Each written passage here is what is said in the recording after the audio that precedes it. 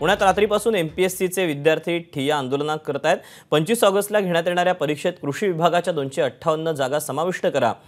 IBPS आणि एमपीएससीची परीक्षा एकाच दिवशी घेतली जाणार आहे, ती परीक्षा पुढे ढकला या मागणीसाठी हे विद्यार्थी मध्यरात्रीपासून नवीन पेठेतील अहिल्या वाचनालयासमोर ठिय्या आंदोलन करत आहेत। मध्यरात्रीपासून आंदोलनस्थळी पोलिसांचा मोठा बंदोबस्त देखील तैनात करण्यात आलेला आहे।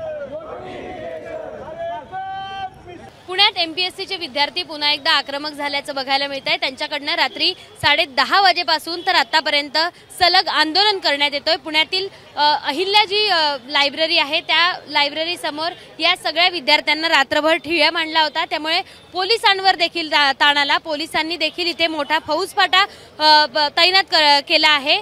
साधारण 258 ज्या कृषी सेवेच्या जागा आहेत त्या एमपीएससीत समाविष्ट कराव्या आणि 25 तारखेला घेण्यात येणारी जी परीक्षा आहे ती पुढे ढकलावी, अशा विविध मागण्यांसाठी हे सगळे विद्यार्थी काल रात्रीपासून आंदोलन करतायत। रात्रभर विद्यार्थी इथे बसलेले आपल्याला बघायला मिळतात। हे ठिय्या आंदोलन चालू आहे। त्यांच्या या दोनच नाही तर विविध मागण्या देखील आहेत। माझ्यासोबत आंधळे आहेत जे एमपीएससीचे अभ्यासक आहेत आणि विविध या मागण्यांसाठी इथे उपोषण करतायत, आंदोलन करतायत। दादा, नेमकी काय मागणी? आमची एकच मागणी, कृषी विभागाच्या 258 जागा ह्या 25 ऑगस्टला होणाऱ्या राज्य सेवेच्या परीक्षेमध्ये ऍड करावीत। परंतु आयोगानं रात्री काय सांगितलं की वेगळी परीक्षा वगैरे चालणार नाही। 25 ऑगस्टला 2 परीक्षा आल्यात, एक आयबीपीएस क्लर्क आणि एमपीएससीची। आयोगाला कळत नव्हतं की आयबीपीएस क्लर्कची परीक्षा ही 6 महिने आधी जाहीर झाली होती आणि लाखो विद्यार्थी ज्यांनी दोन्ही परीक्षेचे फॉर्म भरले त्यांचं नुकसान होतंय। त्या विद्यार्थ्यांची काही चूक नाही ना, मग तुम्ही 15-20 दिवस किंवा एखादा महिना परीक्षा पुढे ढकला एमपीएससीची आणि त्याच्यामध्ये 258 जागा कृषी विभागाच्या ऍड करूनच परीक्षा घ्या, नाहीतर मग विद्यार्थ्यांना हे बेमुदत आंदोलन चालू ठेवण्याशिवाय पर्याय राहणार नाही। 2 परीक्षा एकाच दिवशी होत आहेत, त्यामुळे काही विद्यार्थ्यांची परीक्षा चुकू शकते असा देखील तुमची मागणी आहे। काय नेमकं? येणाऱ्या 25 ऑगस्टला आयबीपीएस क्लर्कचा पेपर होणार आहे आणि त्याच दिवशी आयोगाने आपला राज्यसेवेचा पेपर घेतलाय। बऱ्याच विद्यार्थ्यांनी आयबीपीएस क्लर्कचे पण फॉर्म भरलेत, राज्यसेवेचे पण फॉर्म भरलेत। जर 25 ऑगस्टला परीक्षा झाली तर याच्यामध्ये विद्यार्थ्यांनी क्लर्कचा पेपर द्यायचा का राज्यसेवेचा? आणि आयबीपीएस ही सेंट्रल लेवलचं इन्स्टिट्यूट आहे, तर आयबीपीएस परीक्षा पुढे ढकलणार नाही। तर याच्यावर एकच पर्याय, आपलं आयोगाने जी 25 ऑगस्टची परीक्षा ही पुढे ढकलली पाहिजे। आमची दुसरी मागणी आहे की राज्यसेवेच्या 1,500 जागा झाल्या पाहिजेत। आमची तिसरी मागणी आहे की ज्या काही कृषीच्या 258 जागा आल्यात तर आयोग असं म्हणतंय की आम्ही ऑक्टोबरमध्ये पहिल्या आठवड्यात परीक्षा घेऊ। जर मला सांगा, तुम्ही राज्यसेवेमध्ये जर कृषीच्या जागा ऍड केल्यात तर ती परीक्षा राज्यसेवेसोबत व्हायला पाहिजे। जर असा जीआरच नाही तर तुम्ही सेपरेट परीक्षा घेणार कुठल्या बेसवर? आणि आमची तिसरी मागणी आहे की आम्हाला कंबाईनचं नोटिफिकेशन आलं नाही। जर आयोगाला एवढी घाई झाली राज्यसेवेचा पेपर 25 ऑगस्टला घ्यायचा आहे, मग आजपर्यंत आयोगाने कंबाईनचं नोटिफिकेशन गट ब आणि गट क चं का काढलं नाही त्याचं उत्तर आम्हाला द्यावं। तर आमचं एकच म्हणणं आहे, याच्यामध्ये बऱ्याच विद्यार्थ्यांचं नुकसान होत आहे। येणारी गट ब आणि गट क ची 15,000ची ऍड आयोगाने काढावी। राज्यसेवेचा 25 ऑगस्टचा होणारा पेपर हा ऑक्टोबरच्या पहिल्या आठवड्यात त्याच्यामध्ये कृषीच्या जागा ऍड करून घ्यावा, एवढीच आमची मागणी आहे। जर आयोगाने आम्हाला सहकार्य केलं 100% आम्ही आयोगाला सहकार्य करणार आहे। जर आयोग विद्यार्थ्याला सहकार्य करत नसेल, जर आयोग आपल्यासारख्या लाडक्या बहिणींच्या खात्यावर 3,000 टाकू शकतं, तर मला फक्त एवढं सांगा, मुख्यमंत्री साहेब खरातबाईंना एक फोन करून सांगू शकत नाही का परीक्षा पुढे ढकला? जर तुम्ही 3,000 महिला पाहिजे, आणि मला माहिती आहे महाराष्ट्राचे मुख्यमंत्री एकनाथ शिंदे साहेब आणि आपले उपमुख्यमंत्री अजितदादा पवार आणि फडणवीस साहेब हे विद्यार्थ्यांच्या हिताच्या दृष्टीने चांगला निर्णय घेतील याची आम्हाला खात्री। तर आम्हाला लवकरात लवकर हा निर्णय द्यावा, त्याशिवाय आम्ही आंदोलन सोडणार नाही।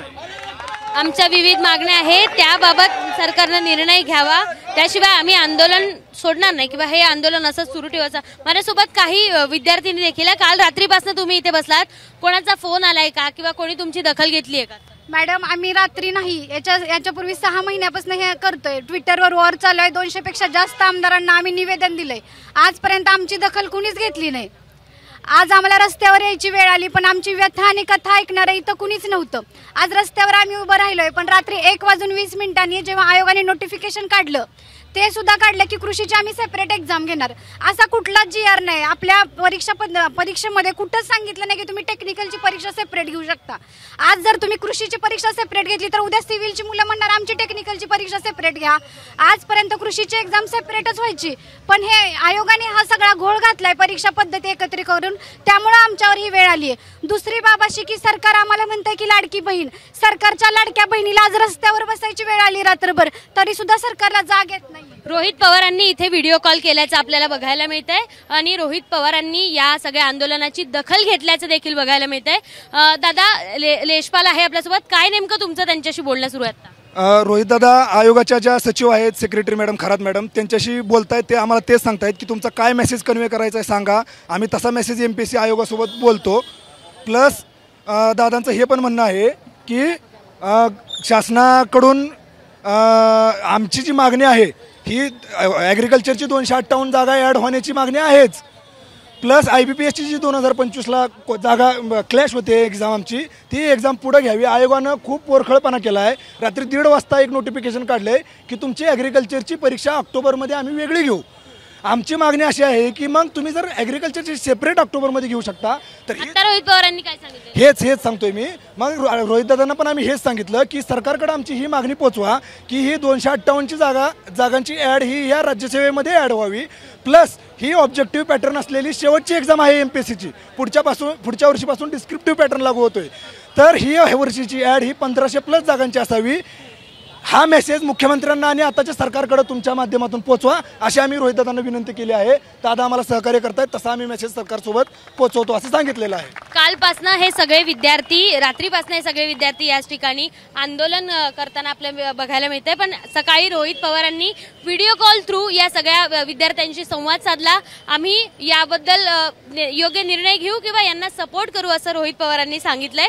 एवढंच नाही तर या विद्यार्थ्यांच्या ज्या काही मागण्या आहेत त्या मागण्या पूर्ण करण्यासाठी आम्ही कायम प्रयत्नशील असू असं रोहित पवारांनी देखील सांगितलंय। मात्र हे आंदोलन, या मागण्या जोपर्यंत मान्य होत नाही तोपर्यंत आंदोलन असंच सुरू ठेवू असं या विद्यार्थ्यांचं म्हणणं आहे। साधारण काल रात्रीपासून हे आंदोलन असं सुरू आहे, त्यामुळे पोलिसांचा देखील मोठा फौजफाटा इथे बंदोबस्तासाठी आला आहे। दिवसभर हे आंदोलन असंच सुरू राहिलं तर या सगळ्या यंत्रणेवर ताण येऊन यंत्रणा यांची दखल घेतं का किंवा या विद्यार्थ्यांची ही परीक्षा पुढे ढकलण्यात येते का हे पाहणं आता महत्त्वाचं असणार आहे।